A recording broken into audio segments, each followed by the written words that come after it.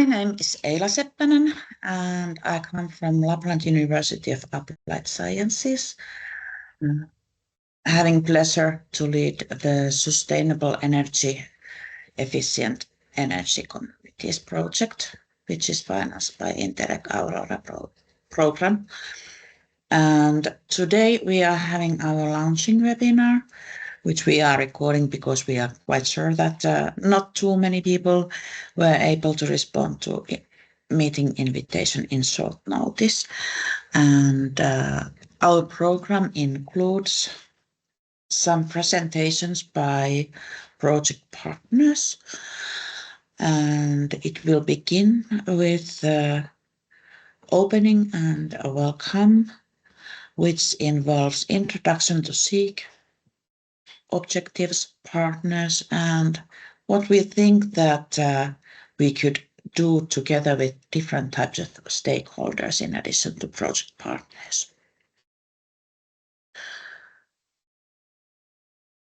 Our objective is to develop a comprehensive framework for establishing small energy efficient community models for Arctic and subarctic region. And we have special conditions in this region. Winter is harsh and long, and there is only little sunlight, so that energy production systems that we can use are a bit different than in some southern regions of Europe. Then what we want to do is also deliver energy efficient housing and microgrid systems, something new which is not yet fully available on the market, or which needs to be like simplified or studied more before common people that can actually utilize the solutions in establishing a energy community. We combine research technology, local engagement, and international cooperation. So each partner, for example, has a different set of skills which we put together and make this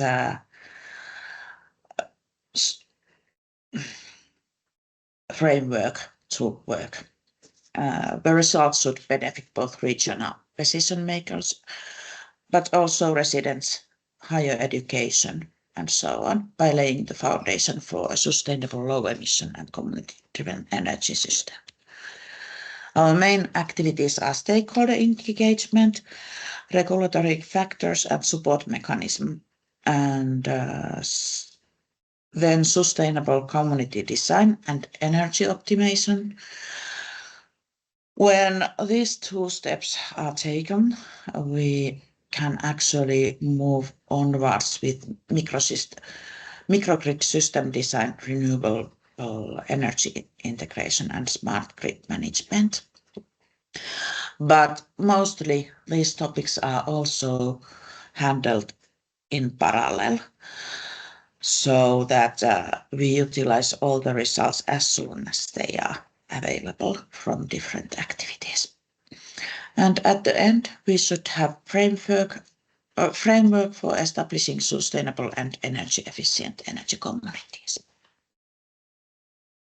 Our partners are Luleå University of Applied Sciences as a leading partner, and then University of Tromsø or Arctic University of Norway, Luleå University of Technology, and Karelia University of Applied Sciences.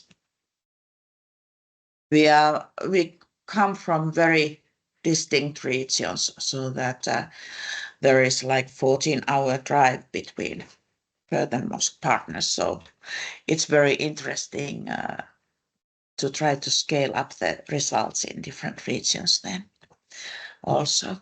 Then what kind of collaboration we are looking for? Of course, sharing experiences with other organizations and projects. Themes can be common, different types of energy community models, energy management systems, energy storages, sources, etc.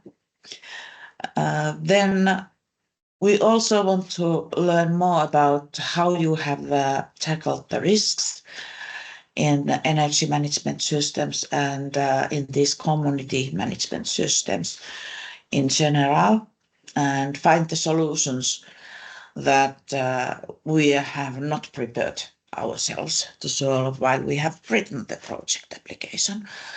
Probably there are some development points still after our project will finish. Then there is also educational collaboration.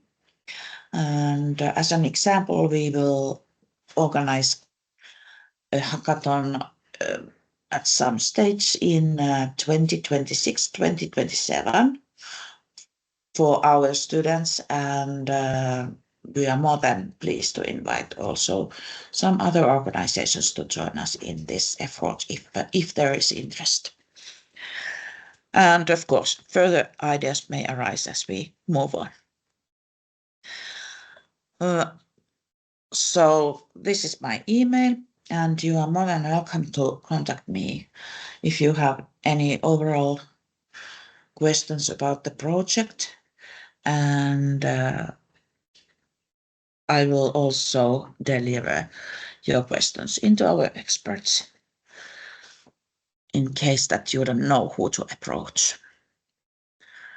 Thank you. And next, I will give floor to Karelia University of Applied Sciences, and we have a presentation about community involvement and digital twins, something that they are experts in.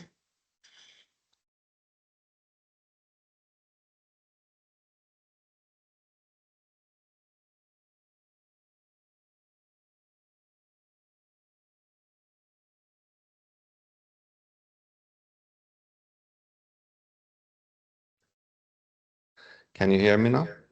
Yeah. Yeah. Okay, let's start again. Hans Eila Moods. Okay. Yeah. My name is Ville Kuittinen. I'm a senior project manager from Karelia University of Applied Sciences, and what I'm here to discuss today is community involvement and how they are linked to digital twins and within our project.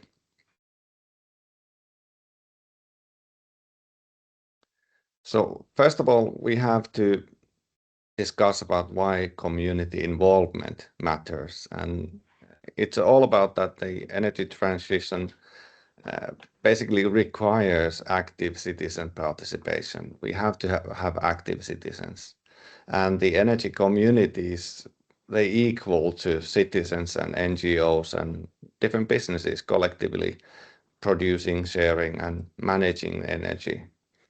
And the benefits we get from this active participation and collaboration is that it can reduce energy poverty, it can strengthen the social cohesion within communities. It also promotes energy democracy and fairness.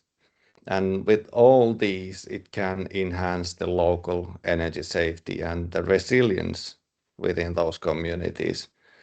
And when we have this active collaboration, it needs to have also the local acceptance. And when we have that, the ownership, the community feels like they own their collaboration and their energy community, and that will lead to success. And it takes more than just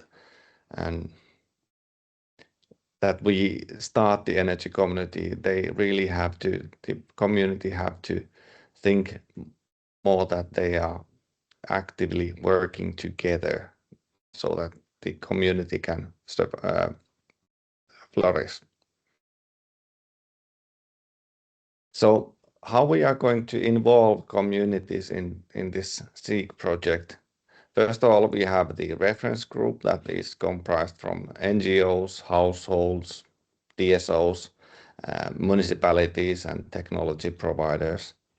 But then we have also the stakeholders, and what we are going to do with them is that we are going to consult them at least twice a year in each partner country, so that we form an active communication with them, so that we know what we are expected to deliver and what we could deliver. Then we also have focus on inclusiveness. We have to ensure that we participate vulnerable groups and rural communities and also low-income households to our project, and at least try to make our solutions as inclusive as possible. And then we are going to have a feedback loop that means that we are sharing results early with communities and find out what the communities think of them and perhaps utilize the feedback in the next loop. So I mentioned that we are going to utilize digital twins, and we could also ask that why digital twins, because they are like virtual models of the physical systems. We can simulate energy flows, we can simulate grid constraints and other interactions, and that enables us to test different scenarios without risks. We can better design microgrids and other aspects of energy communities. We can optimize the energy storages utilized in energy communities and how we could integrate the renewable energy to that community. So it enables us to make transparent visualization for the stakeholders. So it's a tool. We basically make a virtual model and use it to find out different aspects of energy community in the future, what the energy community could be, how it could be working. And in this project, we are going to use them, as I said, to model energy community behavior, the production, consumption, and the trading of energy. We are going to test different community participation models before the real deployment starts. So when the actual software solution is ready, we are going to test it first. And then we are going to integrate all these microgrid pilots that we have access to these digital twins and see how they work within the systems that we have designed. So it basically supports both the technical design and also the policy analysis. So the synergy is that the communities can actually see and understand how their participation could impact the costs and savings within using the community, how the impact will be in the carbon footprint of the community, how it could affect the grid stability and energy safety. So as I said, it's going to produce transparent data, and that will improve the trust and buy-in of energy communities. And also the members can experiment with the what-if scenarios, like if we add more solar power, what it means to our community, and if we join to peer-to-peer trading, what that means for the community. So easier to assess the results. And basically that's what we are going to do with the digital twins and community involvement in the SEEC project. Thank you.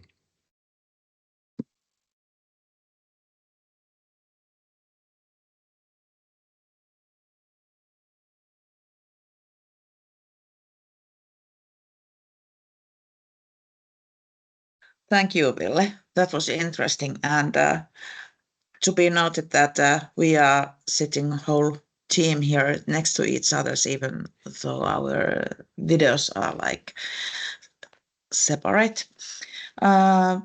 Next, we have Luleå University of Technology and Jonas Ekman talking about energy storages in the regional context. You're welcome, Jonas. Okay.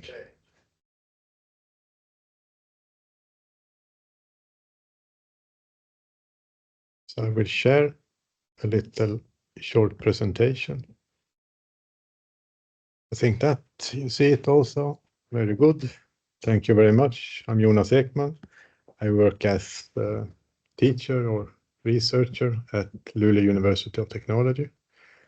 I'm going to talk a little bit about energy storage in the regional context regarding the SEEC project. So I want to show you a schematic of an energy community, and this is one realization of an energy community. Generally speaking, it's a group of people or businesses or organizations that come together to collectively produce or store and share and manage energy, usually from renewable sources at a local level. So you see in this picture we have houses in this case with a little bit of energy production that can be solar panels or wind turbines. We also have loads, so that's some type of consumption. And also in some houses you have energy storage. So the idea here is that instead of each participant act alone, we pool resources in an energy community to cooperate for mutual benefits.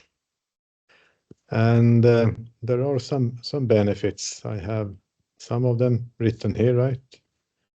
So you have, it's a local focus, usually can be based in a neighborhood or village or a city district or an apartment building, where you're keeping the energy production and consumption close to where people live and work. So that's the local focus. And it gives you also this collective ownership. Some members, they typically co-own or co-manage the energy assets like solar panels, wind turbines, and energy storages. We also have these shared benefits, that potential profits or savings and other advantages can be shared among the members. So you share a little bit of risk, but you share a little bit of benefits also. I think many of these energy communities also have a strive for renewable energy. So you want to maybe move away from other sources. So instead of relying on, instead you maybe want to rely on more on solar or wind or hydro or biogas. That's the renewable energy aspect. Can have some type of democratic governance, right? That you make decisions collectively, and everyone has a say in the energy communities, right? Also, in some way, you have your own control. You can build it up after how you want to act or how you want to invest also. So there's this feeling of ownership. So generally then, in an energy community, you have this production. You want to store the energy also, that is not instantly consumed in some energy storage. Usually it's batteries when we talk for smaller communities. Can be some type of thermal storage like a thermos or some seasonal storage also. And then you have the consumption part also, houses or flats or businesses.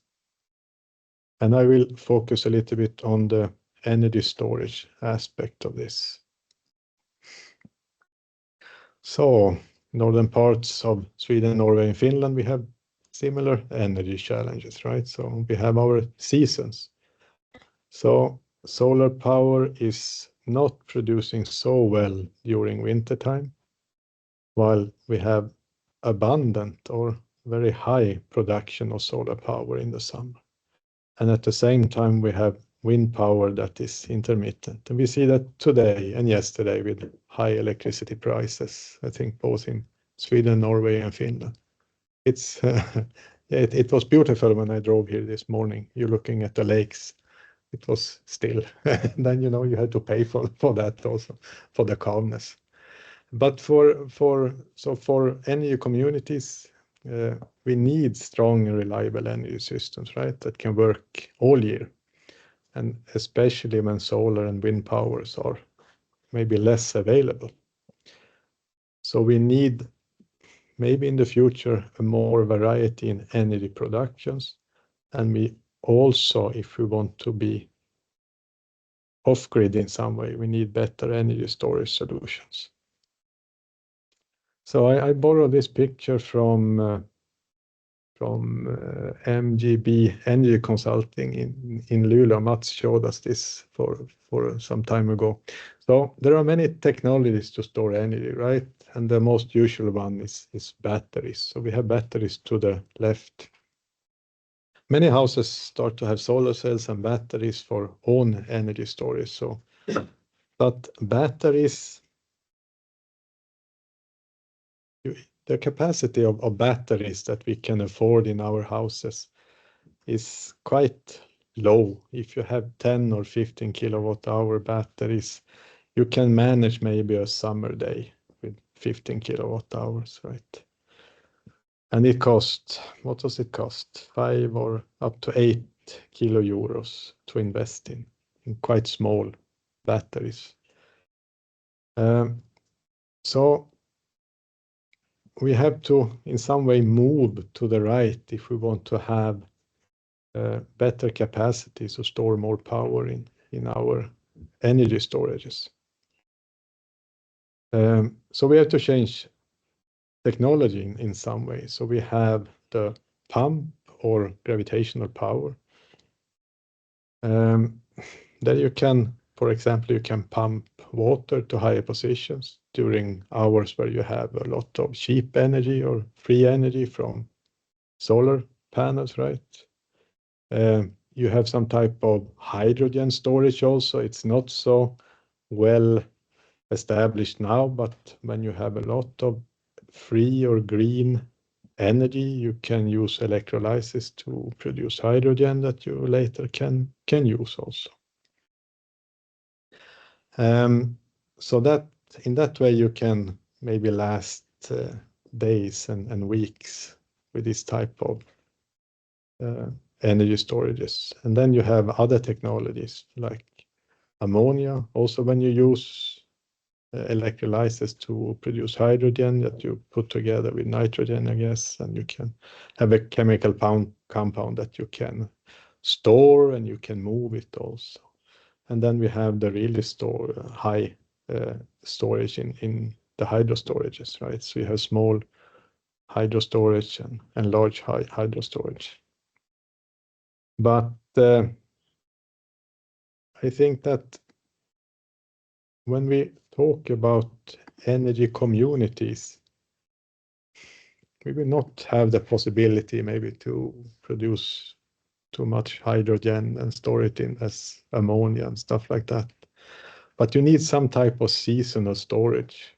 If you want to survive better as a few households, you need to be able to use the energy during the summer, save it up in some way and use it during the winter. And we have a few innovative technologies and businesses in our countries that develop seasonal storage. So we have a few that, well, basically you heat the ground or you heat some type of material. It can be sand or salt where you have a lot of energy. So usually during the summer, and you try to extract it during the dark period in the winter and cold period. So I think that we will, it's a very nice solution. So I think that we will see a great growth in this energy storage sector over the coming years. For us in our region, driven a little bit by the seasonal variation and the electrified society, when the higher prices start to kick in also. So it's an interesting topic, both the energy communities the production of energy and the storage of energies. That was my short talk on energy storage in the regional context, right? Thank you.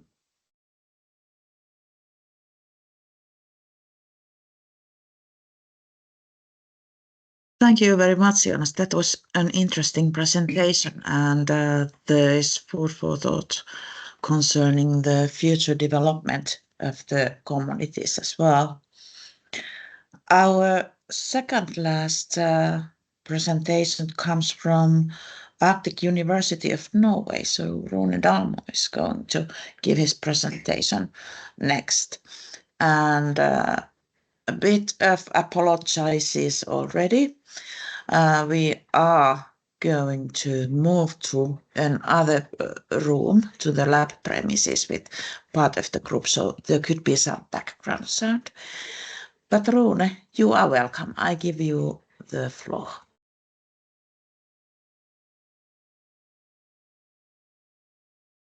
Thank you, Eila. So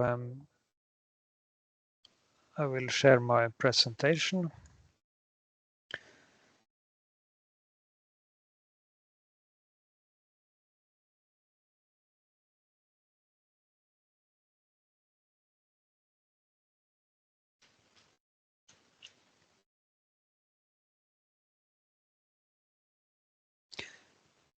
And I'm going to consider management of or smart energy management systems as a part of our project.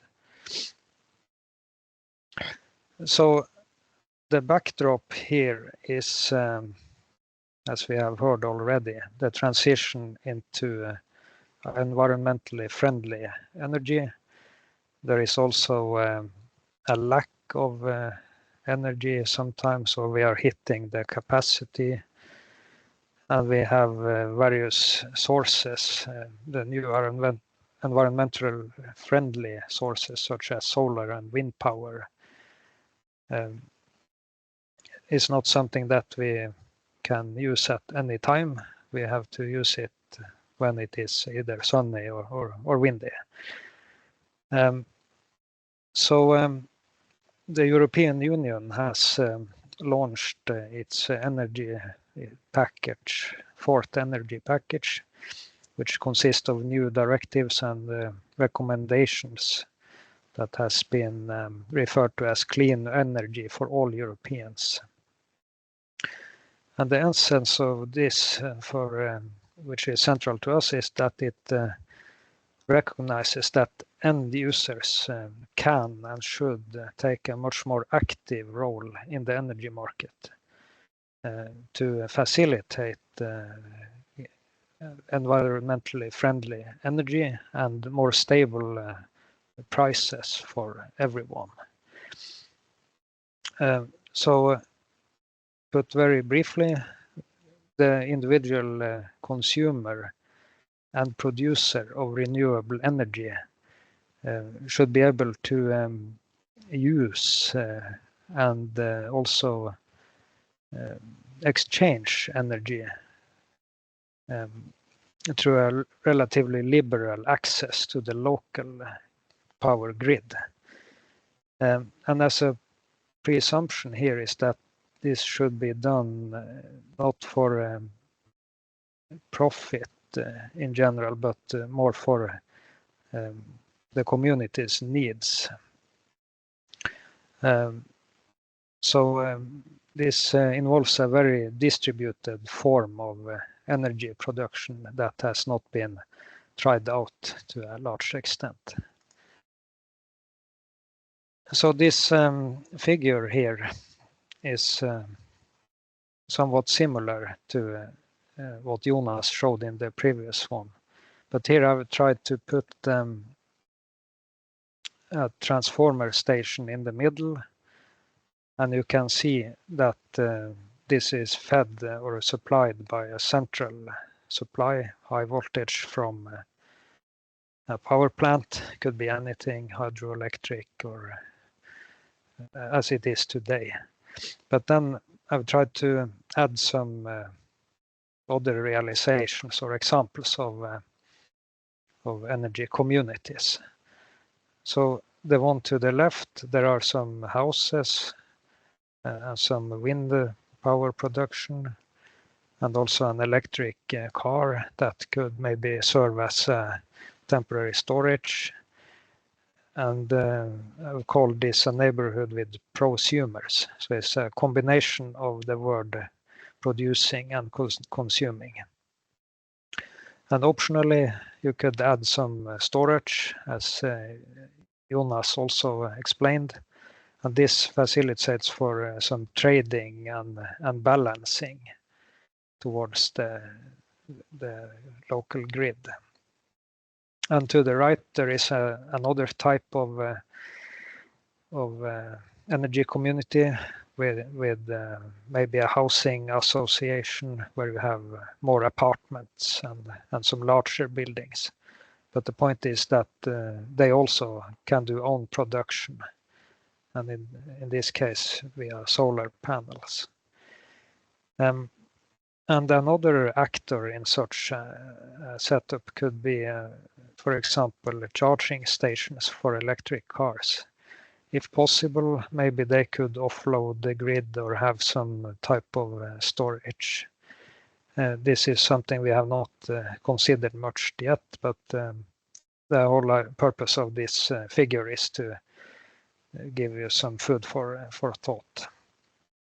And I think in the high-level documents from the European Union, it's very general. So that would be one of the outcomes maybe of this project, to know more about how an energy community could be laid out.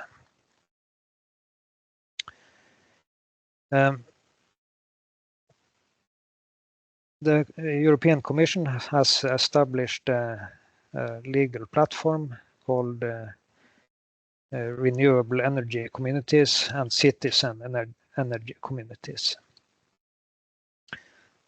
which means that local units can produce renewable energy and perform local trade in an easy way. So this goes both in form of exchange of energy, but also it provides some flexibility that can offload them or help on the consumption in the central supply grid. And the testing and technology so far is limited and very often connected to individual households or for 1 meter, and not for a neighborhood with more actors. So as a consequence of all this, it becomes natural to ask the question, what does this mean for the northern or Aurora region? How should an Arctic energy society built on this framework be laid out and maintained? So exchange and control of power usage, own production, storage, and distribution of energy is demanding. And for all this to work, we need some tools which allows each individual to use it in a simple way, and also for neighborhoods. So the tools that we need are both from for managing and being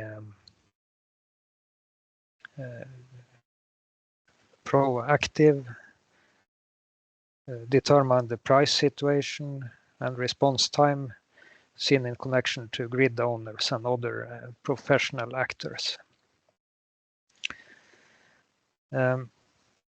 In this project, we seek to experiment with new methods for user-friendly prediction, management and control concepts. We also seek to research optimization possibilities, both with respect to efficiency, but also with respect to economy. This requires some advanced simulations, and we also plan to use artificial intelligence technology for this purpose.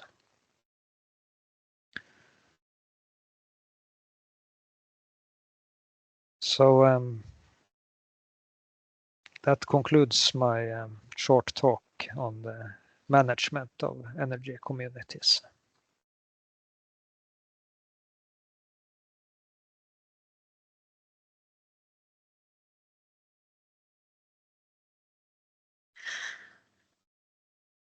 Thank you, Rune.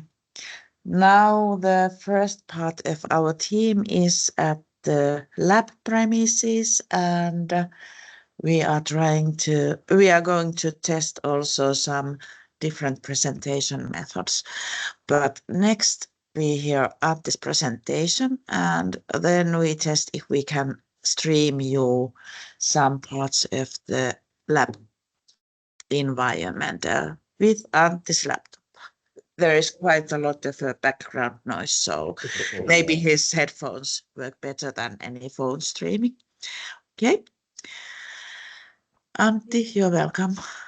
Okay, thank you very much. Let's see.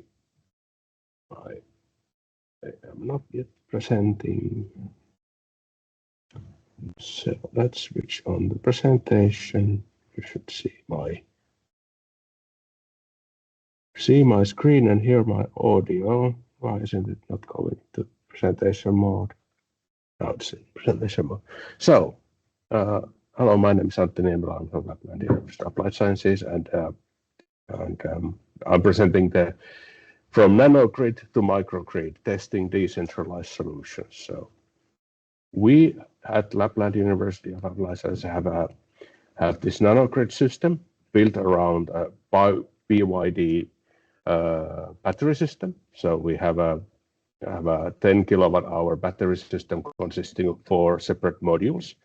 And then we have this ITEC bidirectional DC power supply, which we can utilize as a kind of a simulator for power, for instance, solar power. When there's no sunshine, we can generate that power, and we can also simulate day-night cycles and yearly cycles and all that kind of programmable variance in the energy generation.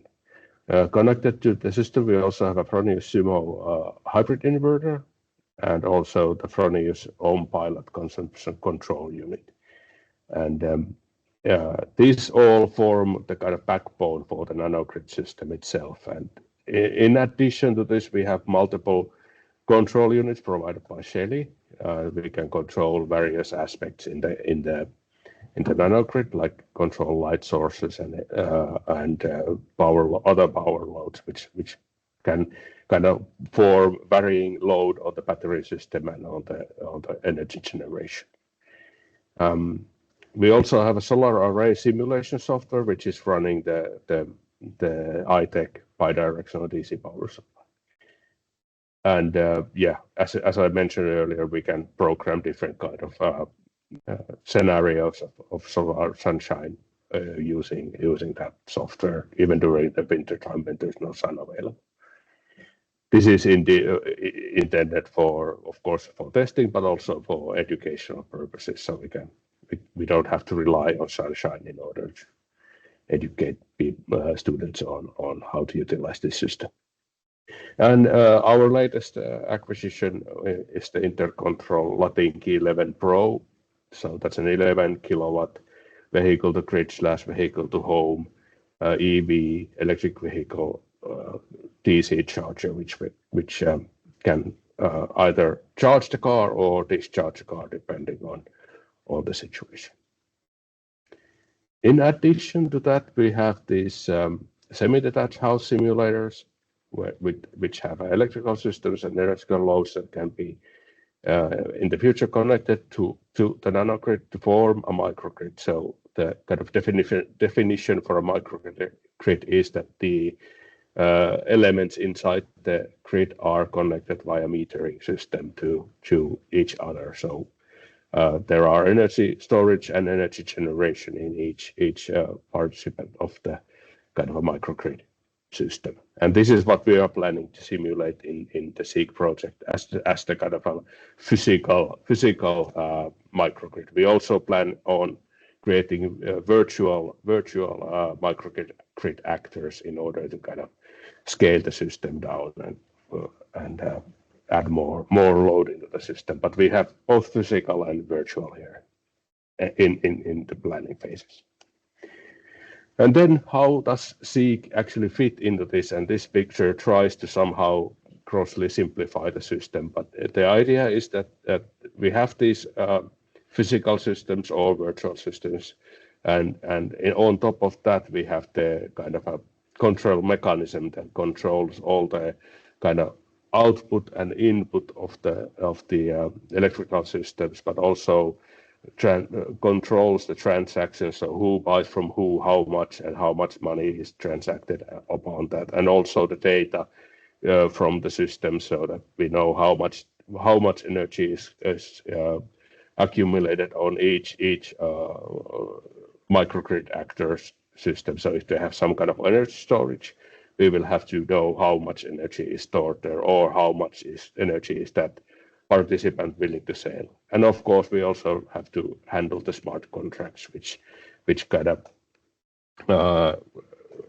both validify the purchases between two partners, and also kind of verifies that this partner can join the microgrid inside the system. So it's a separate system that kind of governs the whole microgrid system, and this aims for decentralization, so that there's no central server or central actor that kind of manages the whole system. And with this, it's the idea is that the data is then spread over wide area in the network. So let's try now see how we can actually show live footage from the actual microgrid. So now we are going to the microgrid, since we are at the laboratory, and I will try to show. So this is the it's not that easy to do, but here is our DC charger. So it was purchased as was most of these in the Energy ECS EU project. So this is the unit that can charge and discharge vehicles. Currently, it's not in use, but and we don't have any vehicle to try it on. But it has been tested using electric snowmobiles. Here at the back, we have the battery unit, and we have some beautiful lighting here. And so this is the storage solution that will store the 10 kilowatt hours of energy in the system. And here, next to the table, it doesn't look like much, but it's the power supply, and you can see in this. I hope it's in the image that you can see the power that's currently generating. And here we have the user interface for the Sumo unit. So the Sumo is here, the hybrid inverter on the kind of a system, and this tells us how much energy is being generated and how much is going where. So how much is coming from the grid or going to the grid, and how much is going to the load, how much is going to the battery. And here we see that we are now currently generating 500 watts, almost 600 watts of energy from the solar panels, and also extracting something from the battery, and we have a load of 1.15 kilowatts in total. And here we have the inverter, and we have the own pilot there, and here we also have the control unit. Unfortunately, it is in Finnish at the moment, mostly, but here you can see how much is being generated and what loads are being switched on. Maybe Jussi can switch on some loads using it has a touch screen, so we can switch on different parts of the system, and you can see lights are turning on. Can you switch on the lights? So when pushed, so we can get the lights on. Right. And here we have the kind of the main circuit breaker system, and here we have all the Shelly units that can be utilized to control and will be utilized to control and also measure the loads and so on. What else? Maybe I can also go to the show something of the simulators. So one of the semi-detached house simulators here. It doesn't look much, but it has electrical systems that can be modified and can be switched on and off, and students can make their own kind of systems here and see what happens. All right, that was the presentation for our Nanogrid and future microgrid system. So I thank you all, and I will switch back to Eila.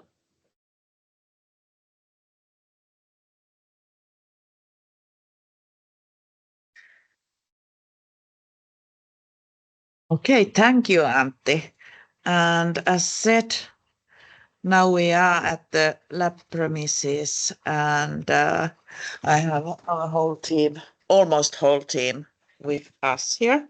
So just a quick look on the team that we are working with in future years. Some participants are still missing from the video, but anyway, we are here to help people who later wish to set up energy communities with the help of renewable energy and intelligent solutions, etc.